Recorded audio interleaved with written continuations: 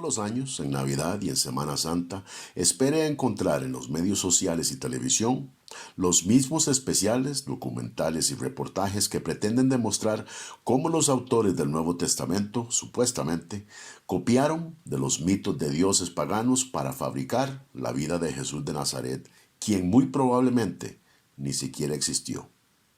Historias de dioses naciendo de una virgen, que eran crucificados y que resucitaban al tercer día, eran todos supuestamente parte del culto a estos dioses siglos antes de la aparición del cristianismo.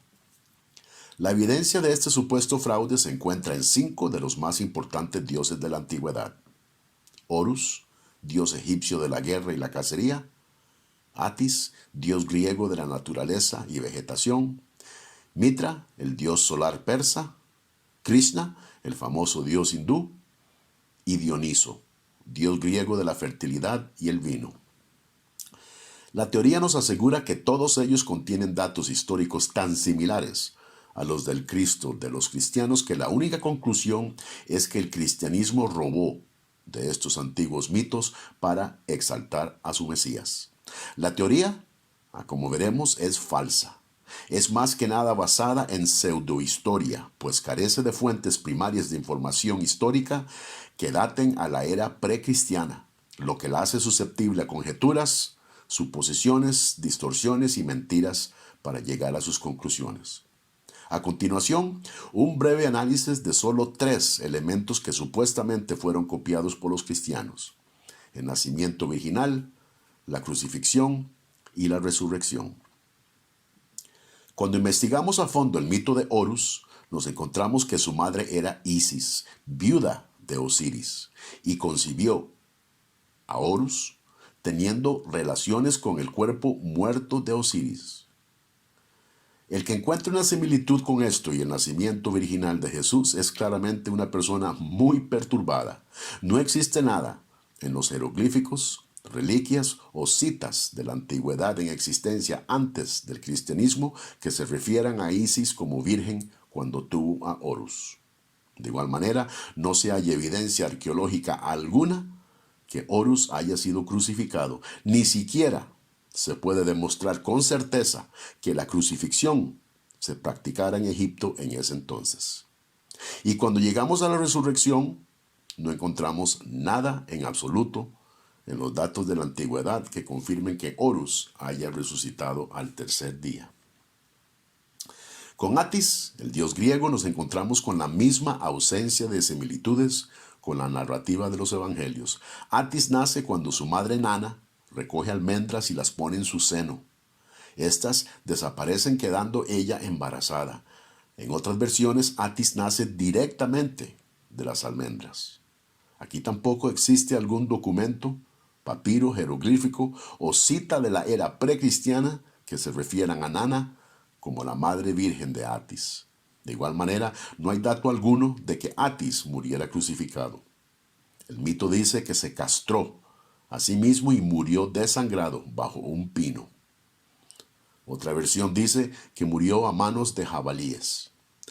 La supuesta resurrección de este dios también brilla por su ausencia, pues no hay nada de la era precristiana que nos relate una resurrección para Atis. Luego encontramos al dios persa Mitra, con quien no vamos a tener mejor suerte, pues resulta que Mitra no nace, sino que surge ya adulto de una roca. Mitra no tiene madre, ni mucho menos una que haya sido virgen. Ninguna fuente de información de la antigüedad nos dice cómo Mitra murió, ni mucho menos que resucitó. Luego tenemos a Krishna, octavo hijo de su madre Devaki, lo que lo descalifica como nacido de una virgen. Krishna muere en un bosque siendo herido accidentalmente de un flechazo en el pie por un cazador. Nada de crucifixión, nada de resurrección, todos inventos y conjeturas para generar sensacionalismo. Al final tenemos a Dioniso, dios del vino, cuyo nacimiento fue el resultado de una aventura amorosa de una mortal, Semele, y el gran dios Zeus. Cuando éste le muestra toda su gloria a Semele, ella muere. Zeus toma al niño que todavía se encontraba en el vientre de su madre, lo adjunta a su muslo y lo termina de gestar ahí hasta que el niño nace. ¿Le suena esto a nacimiento virginal? A mí tampoco. Su muerte tampoco tiene nada que ver con la crucifixión. Incluso, una de las versiones cuenta que fue devorado por los titanes. Esta teoría se extiende a probar muchos otros supuestos paralelos de los dioses paganos y la vida del Mesías, como por ejemplo que los dioses nacieran un 25 de diciembre o que fueran visitados por 3 reyes magos, etc. Algo que consideré no refutar, ya que la Biblia no nos dice nada de estos temas.